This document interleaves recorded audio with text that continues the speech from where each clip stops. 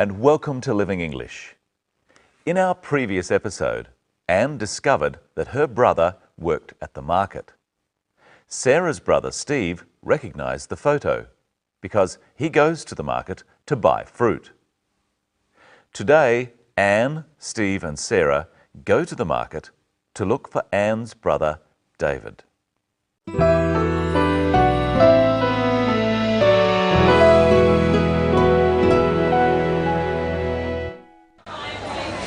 He's not here. Give me the photo, I'll ask. Excuse me? Yes, mate. We're looking for this man. He works here, doesn't he? Who wants to know? This is his sister. She's been looking for him. Don't know anything about her sister. He never mentioned her sister.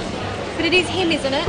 Please say it's him. Yeah, well, this does look like our Davo. I reckon it's him, love. Thank you, thank you. Do it? David. So where is he? Look, I don't know, mate. He rang yesterday and he said he wanted a couple of days off. I said okay. He's usually pretty good. Do you know where he lives? Hang on, love. I'll just get me book. We'll go there straight away.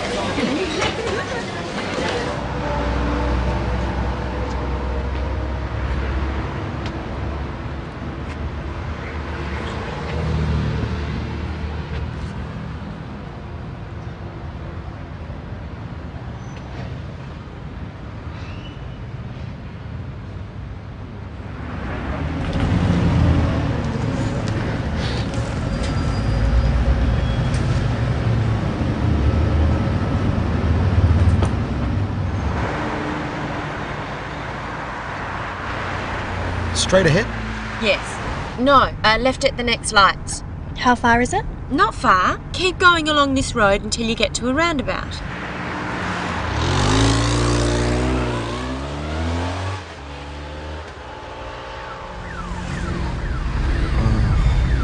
What's that?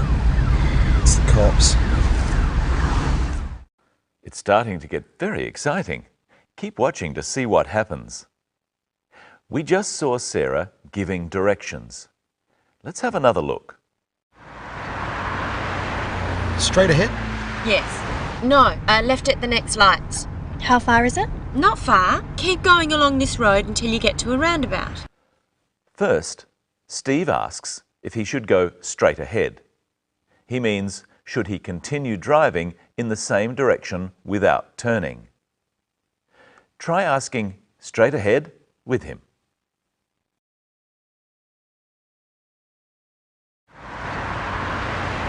Straight ahead? At first, Sarah is not sure which way to go, but then tells Steve where to turn. Listen. Yes. No, left at the next lights. She tells Steve to turn left at the next lights. She doesn't actually say turn, she wants to give the directions quickly. A car can't go straight ahead left, it can only turn left.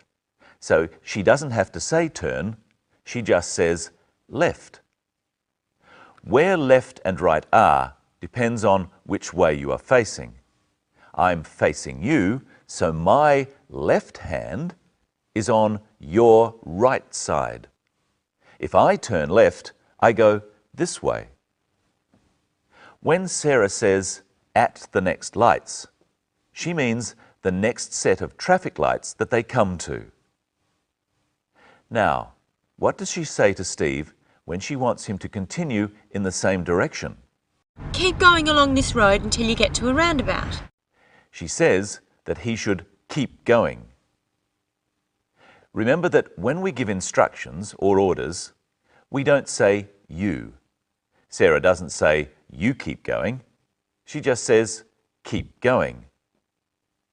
Listen again and then say it with her. Keep going along this road until you get to a roundabout. Until you get to a roundabout. Until is a useful word. It means up to when or up to the time that. Sarah wants Steve to keep going up to the time that he gets to a roundabout. When he gets to the roundabout, he mustn't keep going. Often we shorten until to till. Keep going till you get to a roundabout.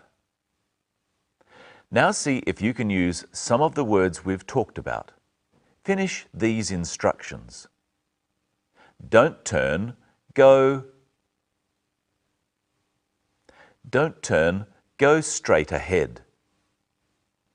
Turn right and keep going, you get to the next lights. Turn right and keep going until you get to the next lights. Now let's look at how we say that something we're doing keeps going. We know Anne was looking for her brother, and we know she is still looking for her brother. Listen to how Steve tells the fruit seller this. She's been looking for him. She's been looking for him. This is short for she has been looking for him. We've looked at this before on Living English. It's called the present perfect continuous tense. We use it for things done in the past and which we continue to do now. I have been presenting Living English for a while, and I hope you have been watching. We use have or has with been and the ing form of a verb to form this tense. Let's practice. I'll give you a verb and the sentence. Dance. I for hours. I have been dancing for hours. Drive. He all day. He has been driving all day. Usually we shorten this to he's been driving all day. Use the short form here. Write. She for years. She's been writing for years. Let's return to what's happening now. Listen to Steve asking the fruit seller if David works there. Excuse me, Yes, mate. we're looking for this man. Steve says, we're looking for this man. That's what they are doing at that moment. But we don't need to look for this woman because she's already here. Hello, Michelle. Hello, Brenton. Hello, everyone. What have you got for us today, Michelle? A compass and a street directory. We're going to talk about directions. What are the 4 main directions? North, south, east and west. I'm going to show you this compass, and you tell me where those directions are. Okay. North is on the top. East is on the right.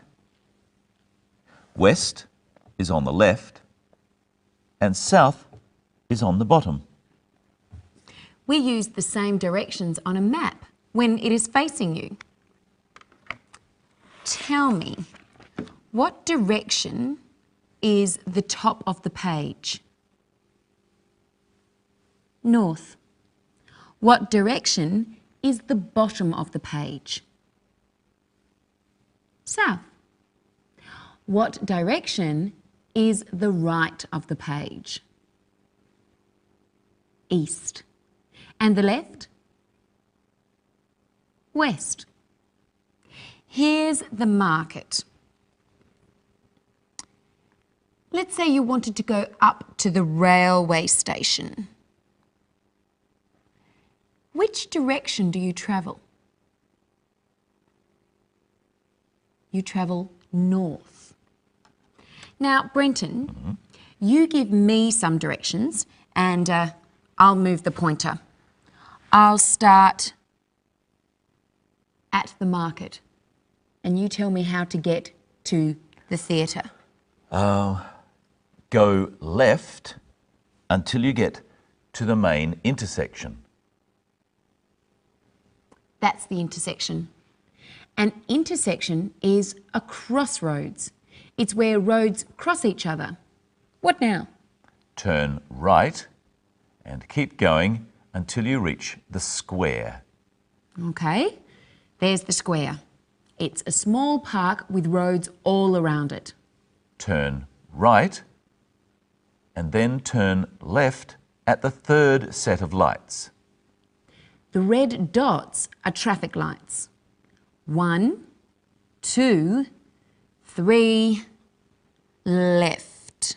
Go straight ahead until you come to the theatre on your left. Got it. Are you sure that was the best way? Probably not. But what I want to know is, how did Steve get Anne's brother's address so he could give directions? Let's have a look. Do you know where he lives? Hang on, love. I'll just get me book. The man at the stall has got a book with the address in it. What does he mean when he says, hang on? He means, wait a little while.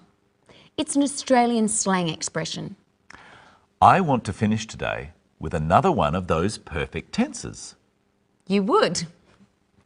We talked about the present perfect continuous earlier. You know, I have been talking, that tense. Yes. There's another tense that we use for things that are not continuous actions, but which started in the past and are still true now. For instance, I can say, I've lost my keys. I mean that it doesn't really matter when I lost them, but they're still lost. Now, what do you say if you just burnt your hand cooking? I've burnt my hand. You say that because you're still burnt. You're talking about the present. This is the present perfect tense.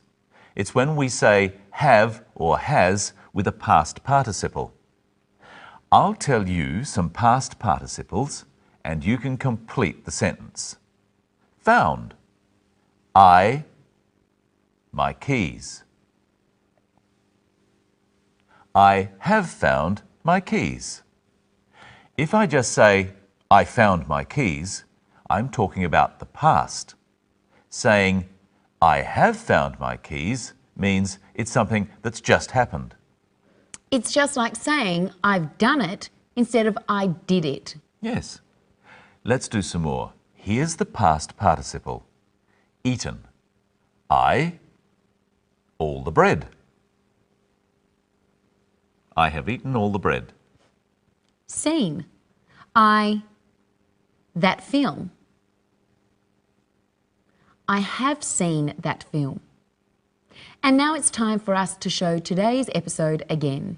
We'll be back with the next program, when we'll look at giving warnings and the present continuous tense. Bye. Bye. He's not here. Give me the photo, I'll ask. Excuse me, Yes, mate. we're looking for this man. He works here, doesn't he? Who wants to know? This is his sister. She's been looking for him. Don't know anything about her sister. He never mentioned her sister. But it is him, isn't it? Please say it's him. Yeah, well, this does look like our Davo. I reckon it's him, love. Thank you. Do it. David. So where is he? Look, I don't know, mate. He rang yesterday and he said he wanted a couple of days off. I said okay. He's usually pretty good. Do you know where he lives? Hang on, love. I'll just get me book. We'll go there straight away.